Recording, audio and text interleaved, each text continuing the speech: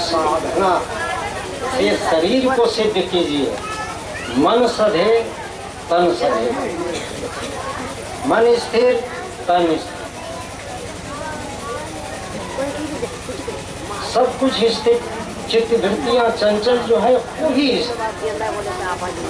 जब स्थिरता आएगी तो शांति अपने आप जो है आपके घर में है। शांताकारम भुजगे दर्शनम कह देते हैं। जब तक दर्शन नहीं करेंगे शांत चित्त आकार स्वरूप भगवान का, भुजगेंद्र शयनम, महाकुंडलिनी शक्ति चक्रायन कर रही है आप में, संचार चारों तरफ। भुजगेंद्र शयनम सदा वसंतम, सदा वास कर रहे हैं बसंत ऋतु के तरह अंदर में। हृदयार बिंदे, हृदय के अंदर बिंद रूप में भवम भवानी के साथ शक्ति और पुरुष दोनों के साथ निवास करते हैं। तो ऐसे प्रभु को हृदय में न जान करके मनुष्य जो है बाहर भटक रहा है। केवल सत्संग सुन लेंगे, दवा का सेवन नहीं करेंगे तो रोग जाए हरियाण, रोग तो आपको जाएगा नहीं, धर्म नहीं होगा। मन का रोग पहले निकलेगा तो तन का रोग अपने आप ठीक हो जाएगा। मन से मनुष्य का निर्माण, मन रंग जाएगा तो हमेशा दूजो रंग न चढ़ी हो।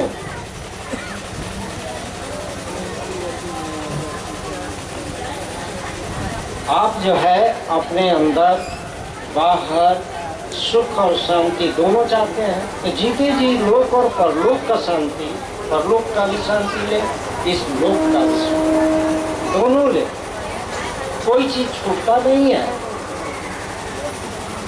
तो आज के अंतिम दिन के प्रवचन में आपको यही हम संदेश देते हैं कि पहले सत्संग जितना ही, हम तो गुरुदेव के सामने ये प्रश्न रख दिए थे, हृदय में, बाहर नहीं, वाणी से नहीं। गीता में भगवान का वो प्रवचन कर रहे थे प्रथम बार, तो वो कह रहे थे, अर्जुन का प्रश्न उठा, अर्जुन का मतलब क्या है? कोई आकारधारी शरीरधारी? आप जो ज्ञान को अर्जन करता हो, सत्संग में ज्ञान को अर्जन जो करता है उसे अर्जुन कहते हैं। और जो पूर्ण गुरु है, जो पूरा ईश्वर के राज्य की महिमा का बखान करता है, तो श्रोता रूपी अर्जुन उस ज्ञान को अर्जन करके मनन और विचार करता है। तो प्रश्न उठता है, भगवान जब आपसे यही कहते हैं गीता में भी कि हे अर्जुन, हे श्रोता सुनने वाले अर्जुन, मैं और तुम हर काल में रहता, और राजा महाराजा, हाथी घोड़े, ये जितने रथ है सब काल में है, केवल स्वरूप बदला है, चोला बाहरी आकार जो है बदला है। लेकिन ठीक है, आप लोग शाम से बैठे हुए हैं, तकलीफ में हैं। यही अंतिम संदेश है कि भजन नहीं करेंगे तो आपका रोग शोक से मुक्ति नहीं होगा। गुरु जी आपका भजन नहीं करेंगे। गुरु तो मार्ग बतलाता है, बाहर नहीं, भीतर चलना आपका काम, भजन करना आपका काम है। तब गुरु की उसमें जो है न प्रेरणा बढ़ती, आपको उसमें और श्रद्धा और भक्ति बढ़े, और श्रद्धा भक्ति होगी तो एक पल उनका नाम आप विस्मृत नहीं करेंगे। एक बात और अंतिम संदेश है, बहुत से लोग का नींद भी लग रहा है, क्योंकि सुस्ती आती है तो आलस्य आएगा, निद्रा आएगी ही। सब तो एक दूसरे के मित्र हैं ना, तो आप लोग शाम से भी बैठे हैं ना, हम तो अभी अभी आए हैं, कोई हमें तो ज़्यादा समय लगा नहीं। हम बोलते चले जाएं और आपका चित्त जो है ना अब आलस में निद्रा की ओर जाए, तो आप तो सुन नहीं रहे हैं, तन तो है लेकिन आप जगे नहीं हैं। तो ज़्यादा सुनने से ज्ञान नहीं होगा। बस इतने ही जानिए कि यही अंतिम संदेश है कि अगर जितने लोग ज्ञान लिए हैं, अपने प्रभु के नाम से मन को लगा करके प्रीत करें, भजन करें।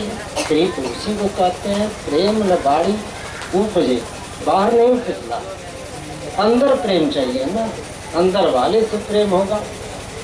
तो प्रेम न बाड़ी उपजे, प्रेम न हाट बिकाए, राजा प्रजा जो भी हो शीश दे ले जाए का मतलब समर्पण। समर्पण कहते हैं श्रोतापन। चित्त को जो है ना अपना अभिमान को गिराकर श्रवण करना चाहिए। हम सत्संग खत्म हो जाएगा तो मनन करिएगा, विचार करते जाइएगा, घर में भी टाइम निकाल कर विचार करिएगा। एक और संदेश आज आप लोगों के साथ हम, मैं तो कुछ मांगता नहीं आप लोगों से भाई, लेकिन एक चीज अपने अपने हृदय से, अपने अपने श्रद्धा से, अगर किसी प्रेमी भाई के परिवार की आर्थिक हालत खराब हो, एक बच्चे की शादी देना है, आप ही के गुरु भाई में मैं परिचय दे सकता हूँ बाद में। कितना वो अपनी मजदूरी छोड़ करके समर्पित भाव से आपके बीच है, तो यथाशक्ति हो, यथाशक्ति आपके पास हो। यथाशक्ति मैंने कहा है, किसी को बोझ नहीं किया है। आप जो है श्रद्धा पूर्वक दान, जो भी आप अभी बैठे हैं मौजूद, जो भी हो, आप जो है मेरे पास, हम लेकर नहीं जाएंगे, आप ही के गुरु भाई खड़ा करेंगे। उसकी कन्या की शादी में पैसे नहीं,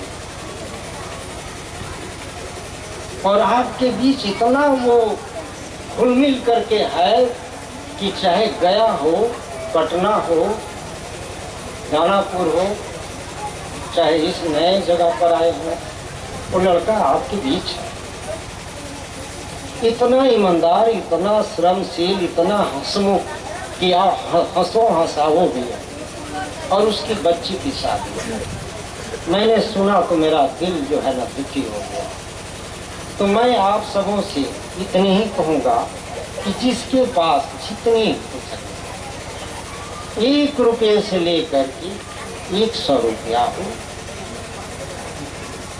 और ज़्यादा श्रद्धा हो जिनके पास, कन्यादान के लिए अगर पिता के पास धन लक्ष्मी नहीं है तो आपकी भी तो कन्या वो है।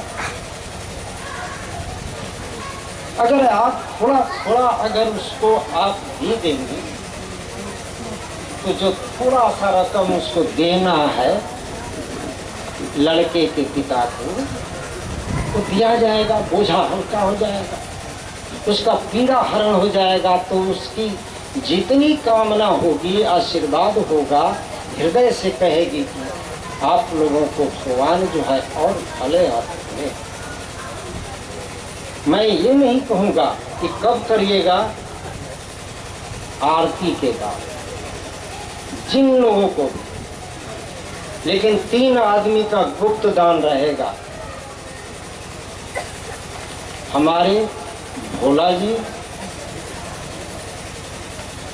जयप्रकाश नगर के मिष्ठान भंडार सिद्धेश्वर जी,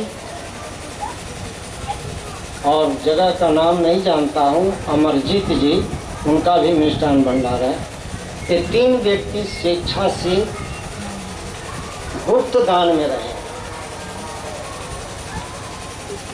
ताकि छोटी सहायता से गोवर्धन पहाड़ भगवान कृष्ण अकेले भी उठा सकते थे, लेकिन नन्हे मुंडे अपने बाल गोपाल साथियों को क्यों सबका सहायता दी?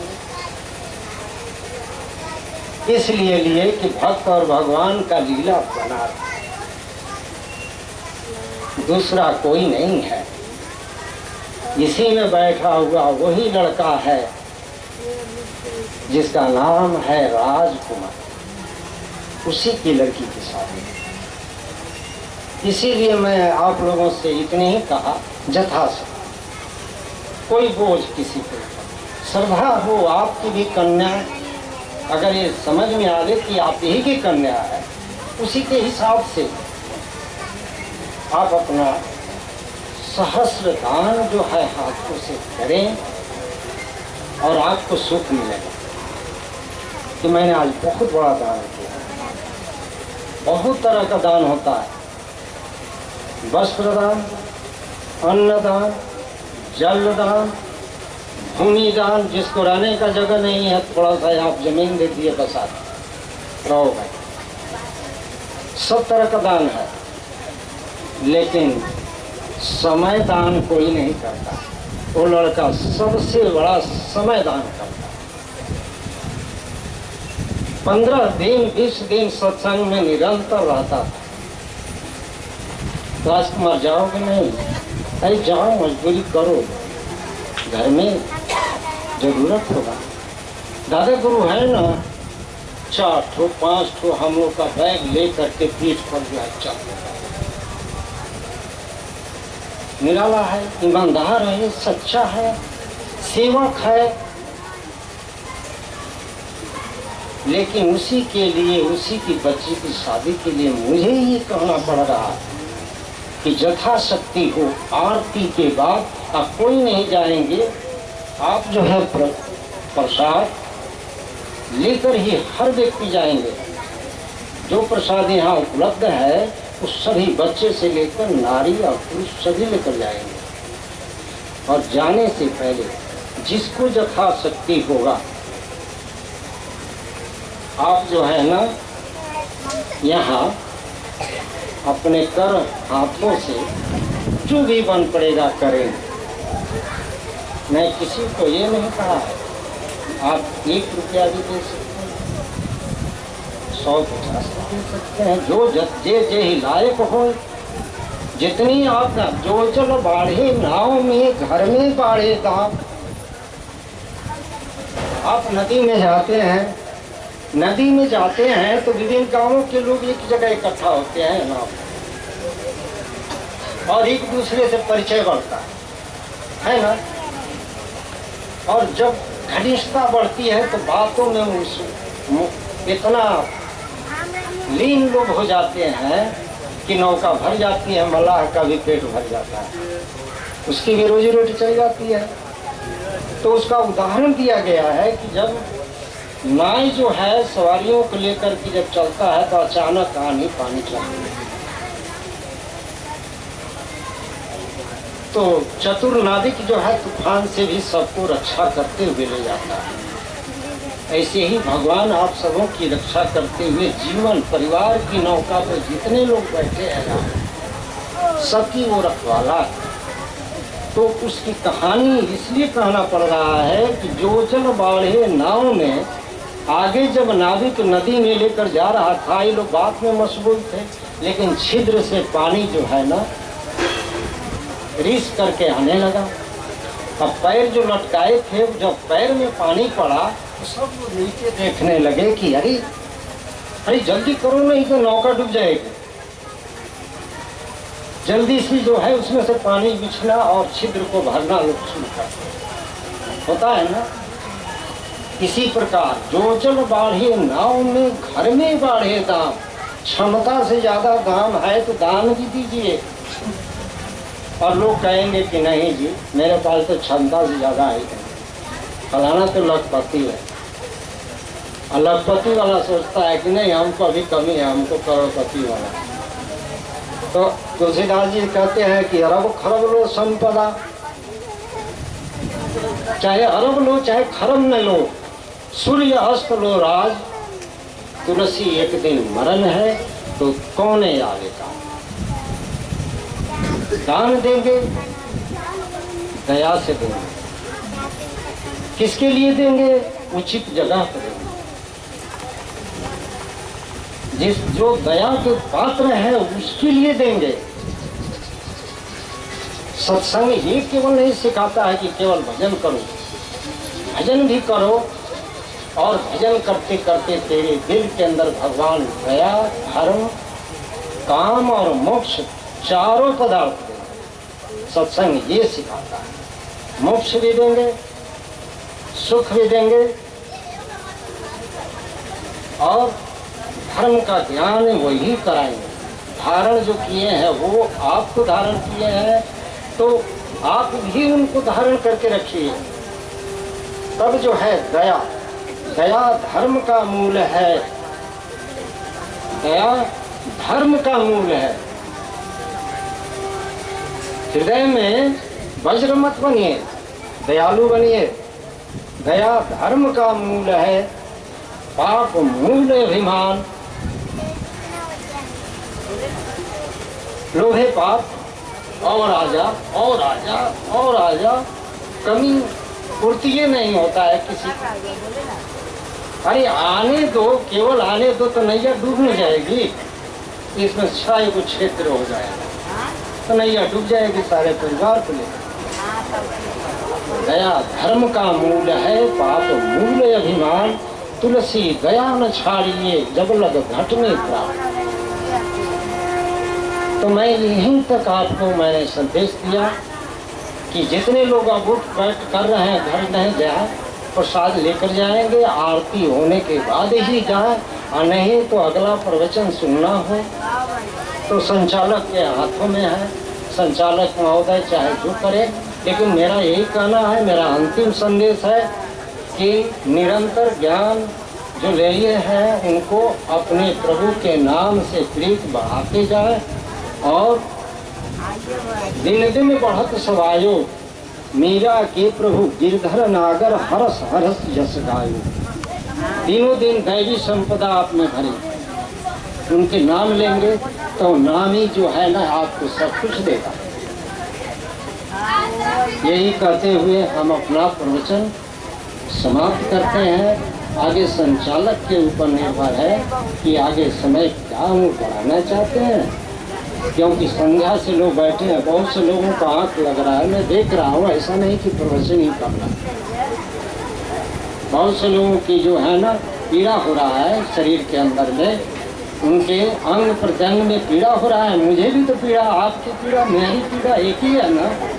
आपकी पीड़ा को मैं देख लिया तो प्रीत, जब तक आप श्रद्धापूर्वक प्रीत पूर्वक सत्संग सुने, तो जितना सुने हैं उसको भूनिएगा मन में, घूमते हुए और घूमते हुए जाए, और उसमें से रुई जैसे भुना जाता है तो विचार, वो रुआ जो है ना जो गठैला हो गया है, जितना दुनिया घूमता है उतने ही सफेद और कोमल एकदम बिल्कुल सफेद प्रकाशित हो जाता है। ऐसे ही मन के अंदर सत्संग की ये नाम चर्चा का, सत्संग गंगा का आप चिंतन करते जाइएगा जो सुनाया गया है।